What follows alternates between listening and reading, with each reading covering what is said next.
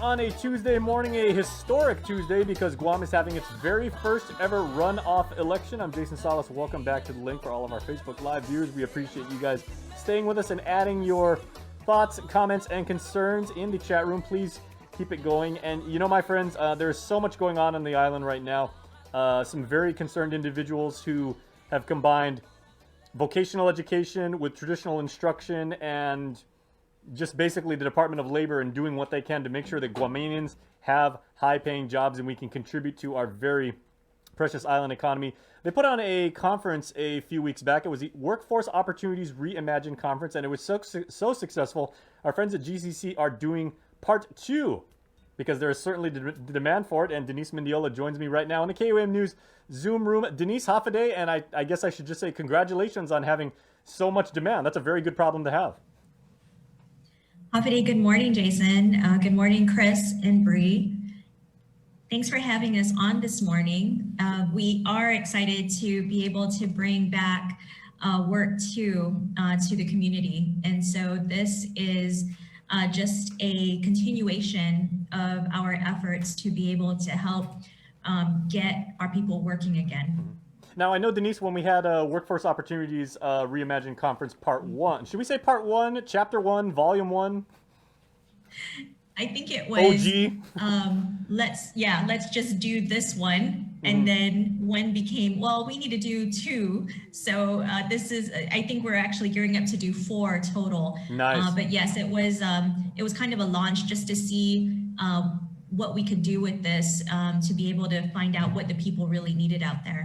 Now, I know the first one, we had Wayne Bigler on Nestor Lecanto's show in full Zoom. You were on, the second part of his show too, and Wayne was telling us initially because of his experience with the shipbuilding industry, and he said, there's such a demand for that kind of thing on Guam, and a lot of the focus of that first conference was on, the technical matters, the a lot of the jobs that revolve around that particular industry. But now what we're seeing, and I know you're working with, Dr. Mary Okada, and I believe even some people in healthcare that, there are a multitude of opportunities in employment, for people, and everybody thinks of healthcare as just doctors and nurses, but there are billers, coders, back office people, front office managers and everything like that. So can you kind of describe the industries that will be touched by this second conference? Absolutely. The first conference really focused on asking the questions of what were the critical areas of employment that were needed today, and then as we start getting into recovery mode.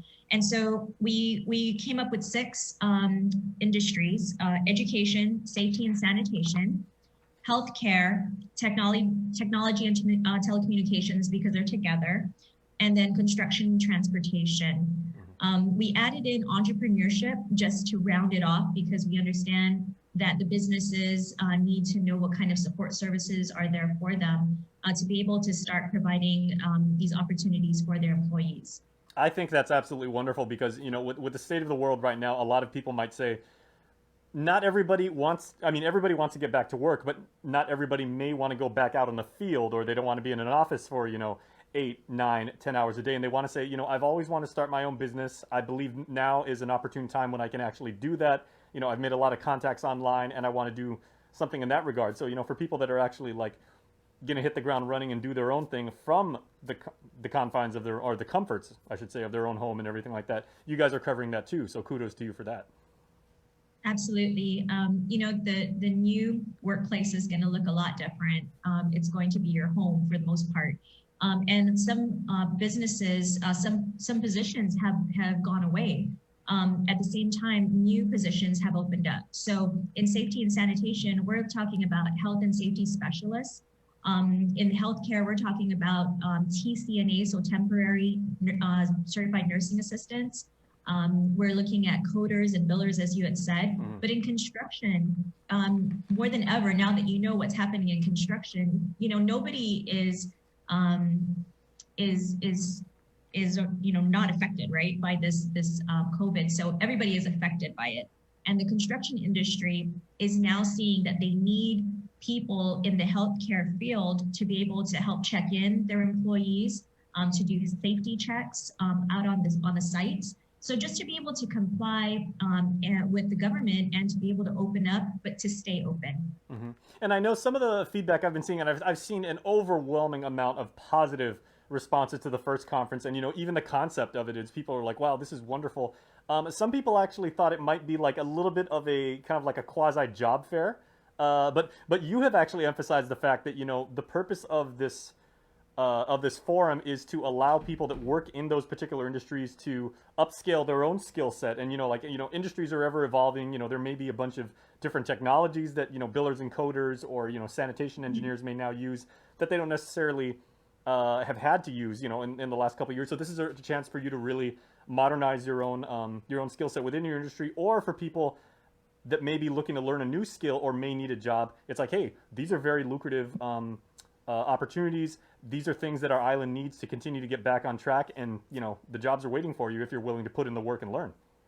Absolutely. We're trying to help those that needed to shift from, for instance, the hotel industry, move them over into an industry that requires or needs people. So again, they have to be able to upskill or reskill, and then to allow them to have diversified set of skills. So the conference is really talking to both employers and employees, because we're showing the employers, well, these are the benefits. If you start getting them trained up, they even have tax incentives for things like the apprenticeship program, which allows them to be able to keep their employees trained throughout the years that they're employed with them, so that they are able to move up in their positions. So it actually creates a really good career pathway for our local employees, but it also allows the employers to be able to have good, qualified, skilled employees, which helps their businesses to not only stay, but to grow. Mm-hmm. And of course, this conference is on November 19th and 20th from 9 a.m. to 4 p.m. in the afternoon. It's a virtual conference, so for people that have never participated in that kind of environment or that kind of setting, because you've got a lot of people who are really, really good at what they do, and unfortunately, because of the pandemic, they may have found themselves furloughed or just had their workforce hours dramatically cut. So what is the experience going to be like for people that go there because they realize the benefits of it, but they've never participated in a forum of that kind before? I'm sure there's going to be a lot of people are like, wow, I've never done this. This is kind of scary. Yeah, I can imagine it's scary for a lot of us when we're trying something new. But the best thing they could do is just get onto the GCC website and click onto the link. It'll get them to register for the conference. They won't have to worry about speaking because everybody will be muted, and they're basically an audience watching a show. And so they're going to listen to our panelists that are going to speak, such as Dr. Mary Okada.